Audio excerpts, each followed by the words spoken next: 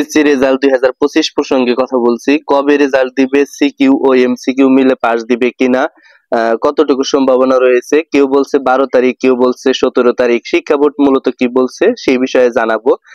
দেখো, তোমাদের রেজাল্ট যখন পাবলিশ করে তার আগে তারা 3টা ডেট নির্ধারণ করে। এখন এসএসসি রেজাল্ট মূলত কবে দিবে, শিক্ষা বোর্ড কিন্তু এখনো তোমাদের নিয়ে কিছু বলে নাই যে অমুক তারিখে ডেট দেওয়া হবে বা রেজাল্টটা দেওয়া হবে। তবে অনেকেই যেহেতু বলছে সেই প্রসঙ্গে কথা বলছি যে দেখো, রেজাল্টটা সাধারণত 3টা মাধ্যমে হয়। এখন তোমাদের 57 থেকে 60 দিনের মধ্যে তারা রেজাল্টটা পাবলিশ করবে। এখন এসএসসি পরীক্ষা কবে শেষ হয়েছে ওখান থেকে হিসাব করবা 57 থেকে 60 দিন। এখন দেখা গেছে 13 তারিখে তোমাদের এসএসসি পরীক্ষা শেষ হয়েছে। এই 13 তারিখ থেকে কিন্তু নির্ধারণ করতে হবে। অনেকেই নির্ধারণ করবা যে প্র্যাকটিক্যাল পরীক্ষা শেষ হয়েছে তারপরে থেকে 13 মানে তারপরে থেকে হয়তো বা 57 থেকে 60 দিন। না, এটা কখনোই না। তোমাদের মেইন পরীক্ষা যেটা আছে 13 তারিখ, এই 13 তারিখে যেহেতু পরীক্ষা শেষ হয়েছে, এই 13 তারিখ থেকে 2 মাস তোমরা হিসাব করো, তাহলে দেখা যায় যে জুলাই মাসের 13 তারিখ, অর্থাৎ 57 থেকে 60 দিন যদি আমরা হিসাব করি, তাহলে দেখা যাবে যে জুলাই মাসের 10 থেকে 13 তারিখের মধ্যে তারা রেজাল্টটা পাবলিশ করবে।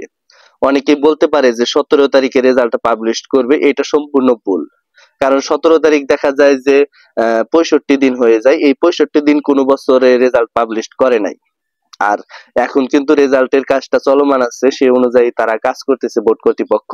আর শিক্ষকরা কিন্তু এই রেজাল্ট মানে খাতায় দেখা হয়েছে। অনেক শিক্ষক বলেছে যে আমরা খাতা দেখেছি, এবং সম্পূর্ণ খাতা কেন্দ্র সচিবকে দেওয়া হয়েছে। এই কেন্দ্র সচিব কি করবে, তাদের খাতাগুলো বোর্ডের অধীনে জমা করবে।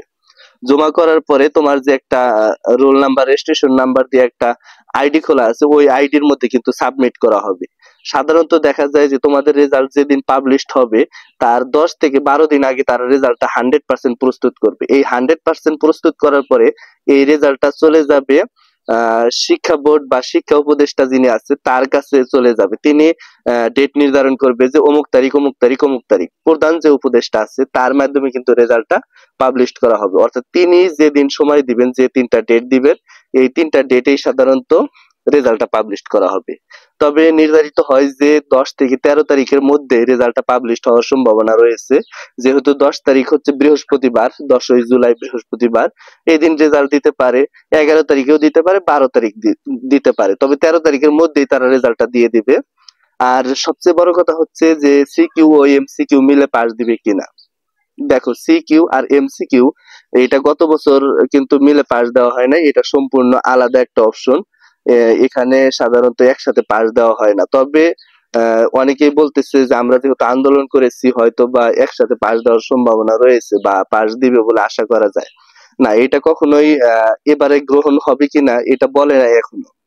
শিক্ষা উপদেষ্টা জাস্ট একটা নিউজ প্রকাশ করেছে যে আমরা কোনো খয়রাতি নাম্বার দেব না। সিকিউ যে যদি 1 বা 2 মার্ক পায় সেক্ষেত্রে সেটা বাড়িয়ে দেব না, বা এমসিকিউ যদি 1 বা 2 মার্ক বেশি পায় সেটা আমরা বাড়িয়ে দেব না। তবে যতদূর সম্ভব যে সিকিউ যে খাতাগুলো শিক্ষকরা দেখেছে তারা কিন্তু নাম্বার বাড়িয়ে দিয়েছে। অনেক শিক্ষকের সাথে আমরা কথা বলেছি, তারা এমনটাই বলেছে যে আমরা নাম্বার বাড়িয়ে দেওয়ার চেষ্টা করেছি এবং সেই অনুযায়ী নাম্বার বাড়িয়ে দিছি। দেখা যাক শিক্ষার্থীরা কি করে। তবে এমসিকিউ যে বিষয়টা, এইটাই যদি শিক্ষকরা বা বোর্ড কর্তৃপক্ষ নাম্বার না বাড়িয়ে দেয় তাহলে কিন্তু লাখো শিক্ষার্থী ফেল করবে, হাজারো শিক্ষার্থী ফেল করবে। এর থেকে দূর করার জন্য অবশ্যই তাদেরকে সিকিউ বা এমসিকিউ তে নাম্বার বাড়িয়ে দিতে হবে। এবং সিকিউ এবং এমসিকিউ তোমাদের ক্ষেত্রে একসাথে পাস হবে কিনা এটা বোর্ড কর্তৃপক্ষ এখনো নির্ধারণ করে নাই, হয়তোবা নির্ধারণ করলে তোমরা জানতে পারবা। তো এই ছিল আজকের ভিডিওটা। সামনে কোন আপডেট চাও অবশ্যই কমেন্ট বক্সে জানাবা। ধন্যবাদ সবাইকে।